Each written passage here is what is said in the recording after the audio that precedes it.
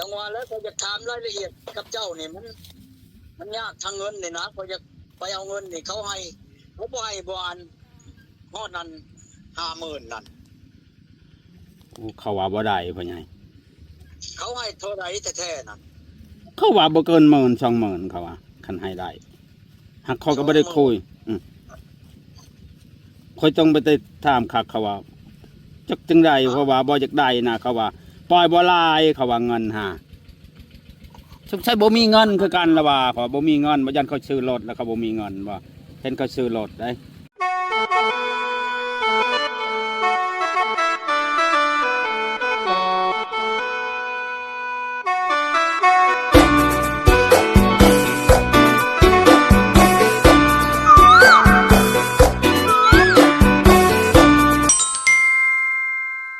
โหล เจ้าน่ะคือสิบ่ได้ถือโทรศัพท์ไปอันนี้เนาะ บ่เนี่ยบ่ได้ถือได้กำลังสิเข้าป่า เขาบ่ได้เปิดเครื่องบ่จัก จักโทรบ่ติดเมื่อกี้นี่โทรไปแล้วบ่ติดแน่ได้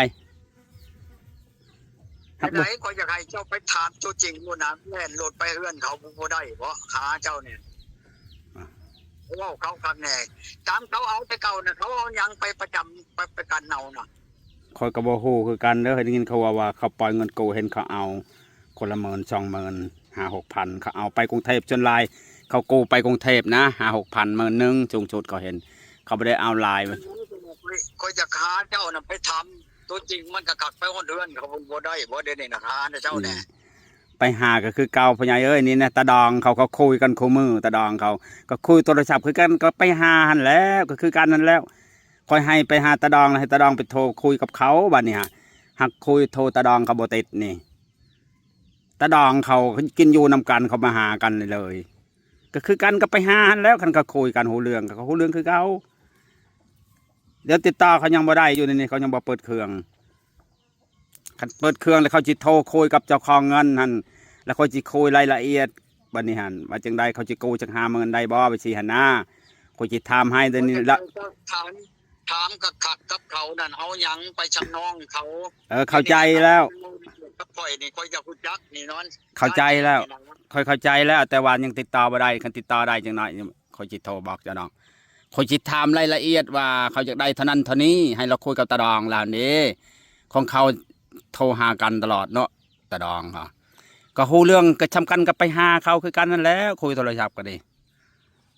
ให้ก็คุยคักๆหันหน้าเฮาสิว่าเขาอยากได้50,000แบบสิได้บ่เฮาก็ได้ฮู้ว่าสิหั่นนะตอนนี้มันยังติดต่อบ่ได้ต้องใจเย็นๆพ่อใหญ่จังหน่อยก่อนเขายังบ่เปิดเครื่อง นั่นแหละข่อยก็จะไปเอามาเองมื้ออื่นนี่นะนี่เขาสิมาหาข่อยมื้ออื่นนี่มันเข้านํตัวนี้แหละข่อยบ่มีเงินหลายนะเดี๋ยวนี้เงินกับบ่พอล้านซำเองเบิดแล้วเงินน่ะเพราะว่าจะพัวพันกับเจ้าเดี๋ยวนี้ให้เจ้าเว้าไว้ให้ข่อยนี่นะ บ่ไหวอยู่มันติดต่อเขายังบ่เปิดเครื่องเขายังบ่เปิดเครื่องบ่ มันจะเย็นน่ะผู้หญิงบัดสิมาหาข่อยมื้ออื่นนี่ผู้สาวนั่น ผู้หญิงเจ้าก็ใจห่อนแท้ ปานางใดบ่ได้ไกลใด มันตะหนัง วัดประนามทางเลข10ผู้สาวนี่สิมาเฮือนข่อยมื้ออื่นนี่ ให้ข่อยออกไปลัดเอาอยู่คิวรถเชโนนี่ ไปลัดแล้วสิเสียเงินหลายไปได้ไปลัดเขาเฉยๆบ่พี่ใหญ่ โอ้ยเจ้าแล้วเว้าสบายดีบ่เป็นเงินกินเงินอยู่มาหากันนี่นะมันยากกับตัวนี้แหละไปลัดเอาไปเงินดับ4-5แสนสิไปเป็นบ่เว้านำบ่มาแล้วตกเล่นกันแล้วเขามาอยู่เนี่ยล่ะเขากลับคืนไปแล้วก็ไปขอไปยังเขาเลยนี่นะเดือน6พุ่นโดนแทงได้แต่ง อ๋อผู้สาวเฮาก็คุยใหม่ๆนี่บ่หรือคุยจักมื้อแล้วผู้สาวนะ เช้าหาก็เว้ากันนี่นะเสี่ยวนะเว้านี่ เนี่ยมันสิมาหาข่อยในบื้นนี่ เสี่ยวเว้าให้บ่ เสี่ยวเว้าให้ตกลงกันแล้วบื้นมันสิมานะนี่พอก็สิรุ่นๆวายๆ อ๋อมันว่าก้าวไม่ได้นั่น เดี๋ยวติดต่อกันเขายังบ่เปิดเครื่องตอนนี้ นั่นแหละจังหวะติดต่อให้ หาเบอร์ ตอบตอบมาให้คอยแน่เจ้านั่น หาเฟซลูกเคยเขาก็บ่เห็นนะ รถทุกใจน้ำมันโทรหาเจ้าหลับเนี่ย ค่อยบ่ได้ถือโทรศัพท์ปะในเถียง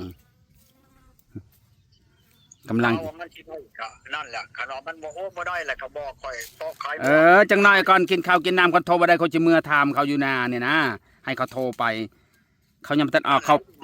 ขอพึ่งเจ้าแน่ช่วงนี้ก็สิบ่ได้แหละ น้อย สิพึ่งกันไปบ่ได้แล้ว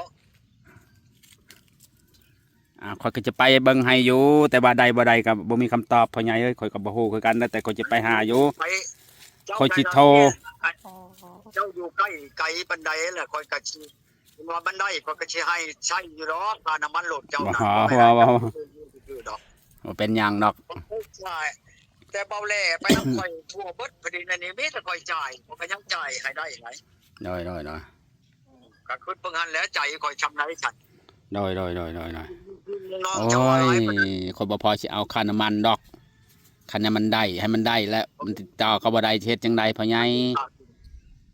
คันโทรหาเขาได้มันสบายอยู่ดอกจะได้คุย ใช้ตรงนี้ให้ใช้เนี่ย เข้าใจแล้วพ่อใหญ่ข่อยก็เป็นห่วงพ่อใหญ่คือกันนั่นแหละเห็นได้บัดมันบ่มีคนเฮาทุกคนมันขาดคือกันได้บ่เรื่องเงินเรื่องทองนี่ข่อยบางเทื่อบ่มีจะกีบก็มีได้ เข้าใจบ่แหละ เข้าใจ ไปดูคนเด้อว่าให้คอยในเด้อ โดยจังน้อยนั่นแหละเขายังบ่เปิดเครื่องโทรศัพท์ก็ดีโอ้ใจห่อนพี่น้องเอ้ยตัวก่อนอยากได้ดังใจโอ้โหพี่น้องเอ้ยจะเอาจังใดกับตัวก่อนมื้อนี้เฮาก็บ่มีคำตอบไปกู้เงินนี่บ่ได้ง่ายเพิ่นว่าจะไปกู้เงินธนาคารเมื่อวานนี้เพิ่นว่าบ่ได้จังใดเพิ่นบ่จังใดเฮาก็บ่อยากซอนั่นเพิ่นปานใดพี่น้องอะบ่จักแนวสิว่าคลิปนี้ก็จบชำนี้พี่น้องเดี๋ยวจะโทรหาเจ้าของเงินที่ว่าปล่อยเงินกู้อยู่ก่อนจะยืมจะกู้50,000 บาทพุ่นน่ะป้าจะได้100,000คันบ่ได้แต่ให้ได้50,000 บาทโอ้เงินคู่มือนี่กู้ยากพี่น้องเอ้ยลุ้นนำกันพี่น้อง เป็นจังไดไปทางไหนมานี่น่ะ บ่ได้ไปทางใดละอยู่อยากจะไปว่าจะไปหาเจ้าบ่อยู่ จังหวะแล้วก็จะถามรายละเอียดกับเจ้านี่มันยากทางเงินนี่นะพอจะไปเอาเงินนี่เขาให้เขาบ่ให้บ่อันฮอดนั้น50,000นั่น เขาว่าบ่ได้พ่อใหญ่ เขาให้เท่าไหร่แท้ๆนั่น เขาว่าบ่เกิน10,000 20,000เขาว่าคันให้ได้หากเขาก็บ่ได้คุยค่อยต้องไปถามคักเขาว่าจักจังไดเพราะว่าบ่อยากได้นะเขาว่าปล่อยบ่หลายเขาว่าเงินหาสงสัยบ่มีเงินคือกันละว่าเขาบ่มีเงินบ่ยันเขาซื้อรถแล้วเขาบ่มีเงินว่าเห็นเขาซื้อรถได้ เห็นเขาชื่อรถวีโก้ ถามรายละเอียดก่อน เขาซื้อรถใหม่แล้วเขาบ่มีเงินบ่ก็จงว่าไปซั่น 20,000ได้เนาะ20,000 ตามบ่เขาว่าตามเมียแล้วว่าเราปล่อยบ่เกิน20,000 10,000ปลาย 5-6,000 เห็นเขาเอาในบ้านคอยนะบ่มีไผเอาหลายดอก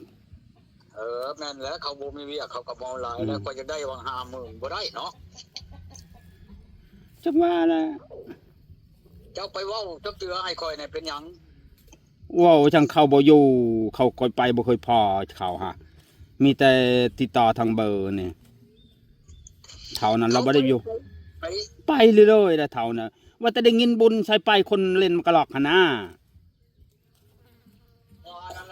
คนอยากได้คอยจะไปอันนี้นะคอยมันยากนี่ คนติดกันพนันบ่ได้อยู่เฮือนพ่อใหญ่คือเข้าใจหั่นแหละว่าได้ยินบุญดองชั่วมือจะคือก็เห็นแล้วแต่ละมื้อเนาะ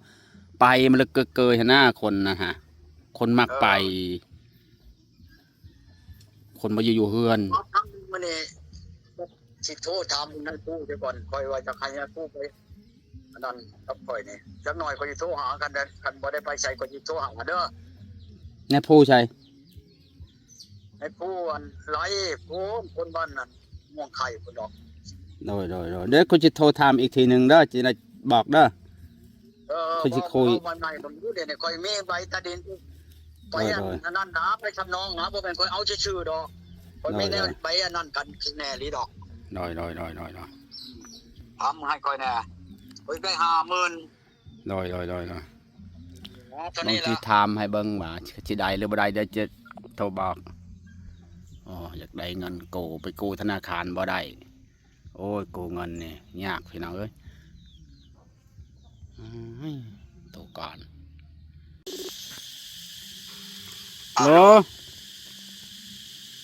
อุ้ยเขาบ่อยู่พ่อใหญ่เขาบ่อยู่ค่อยไปแล้วจักไปบุญอยู่ใส่พอเด็กน้อยแล่นไปเบิ่งบ่เห็นคนในเฮือนโน้จะก็ไปใส่เห็นแต่เฮือนห่าง คันเขาว่าเลยเขาบอกเขาอยู่เขาไปเล่นมักลักไปทั่วนะพวกนี้เขาไปเรื่อยๆพอบ้านได้ยินบุญในใจเขาไปแบบคนหาเงินประเภทนี้นะพ่อใหญ่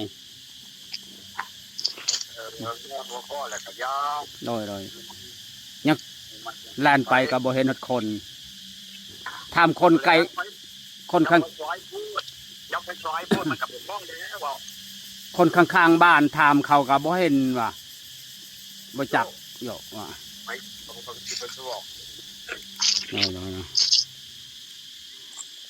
ทางเบิ้งคอยติดต่อไปโทรหาตาดองเขากับบ่ติดจักจังได้อันนั้นน่ะบ่เปิดเครื่องว่าโทรบ่ติดคนละล้านไปเบิ้ง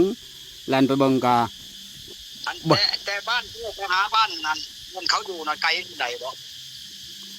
บ้านคำแขนก็ไม่ได้ไกลฮะแล้วเจ้าบ่อยู่เขาบ่อยู่เลยบ้านคอย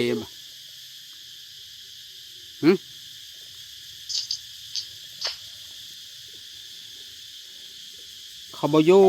เขาไปโหลกันเจ้าอันว้าวได้นะคอยกะสิให้เจ้าอยู่ดอกเพราะว่าขาดมันหลุดบ่ให้เจ้าไปซื่อๆดอก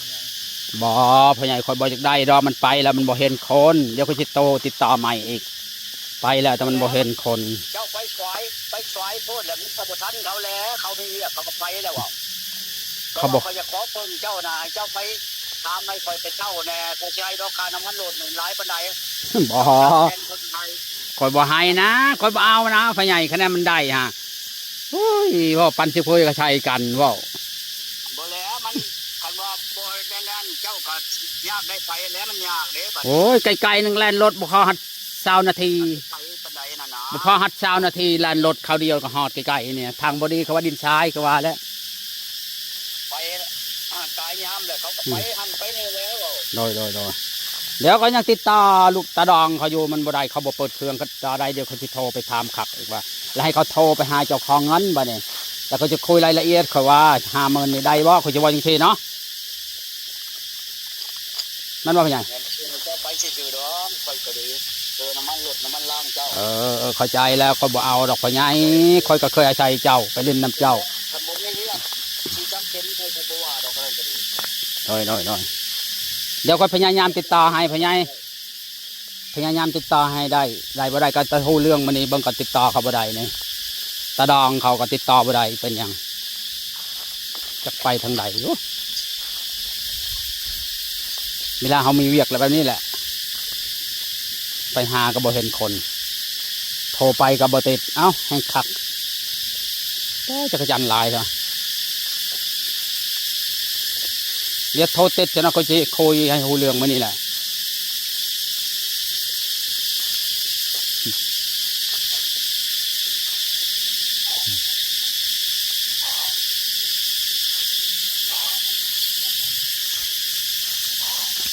เสร็จยังโยมันนี่กินยังมียังกินพ่อใหญ่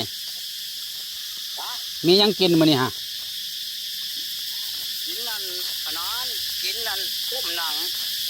เดี๋ยวกินไข่มดแดงไข่มดแดงมาจะใช้ไข่ปลาให้คนนะยันว่าไปเชโนวานนี่เดี๋ยวบริชื่อบ่คนบ่ได้ไปเชโนคนไปเปี้ยคนไปบ้านนั้นแม่บ้านเราพี่อ้าวถ้าว่าจะไปกู้เงินธนาคารบ่ได้ไปติบ่ได้ไปให้เขาติดต่อให้ฮัลโหลเจ้าเงินนั่นฮะเงินน่ะคอยได้แล้วอย่าเด้อบ่ทำเขาก็อย่าเด้อโดยกำลังโทรหาเขาแต่นี่เขาลูกโทรศัพท์เป็นลูกชาวเขาเอาไปลูกเล่าปัจจุบันนะช้าคอยได้แล้วเขาอยู่ธนาคารพี่ โอ้โอ้โอ้โอ้โอ้คอยกำลังติดต่อพี่นาย ต่อกระยาช้ามันยากเจ้าก็ดี ได้บ่เอาลายมันได้นะได้ลายอยู่บ่ บ่ได้หลายนะค่อยเอา50 ล้าน เอาเป็นเงินเก็บบ่พี่นาย เอาเป็นเงินกีบแล้ว50 ล้าน โดยขอบใจหลายๆผู้ชาวจิมาเมื่อไหร่ผู้ชาวน่ะ มาก็บ่ได้มาถ่ายดอกเขาบ่ให้ถ่ายเขาก็บ่เอากันคือคนประมาณลิ้นน้ำชื่อ เขาบ่ได้ทายดอกแต่เขาจะมาเมื่อใดว่าเขาจะไปเล่นน้ำเจ้าเมื่อใดเขาจะมาแล้วบ่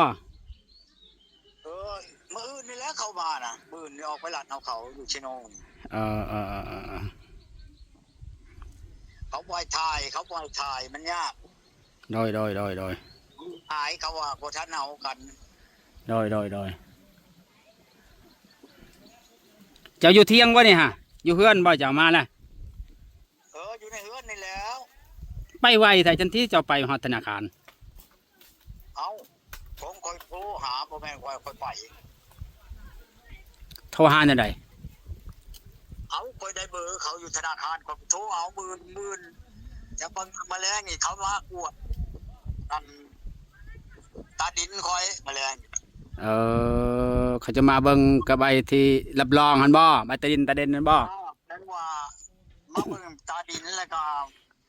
มาเบิ่งธนาครอบครัวเขานี่แหละ โดย ทำบ่ได้มามื้อนี้จะแม่นมื้ออื่นตอนเช้า โดย เขาโทรมาบอกคอยแหละ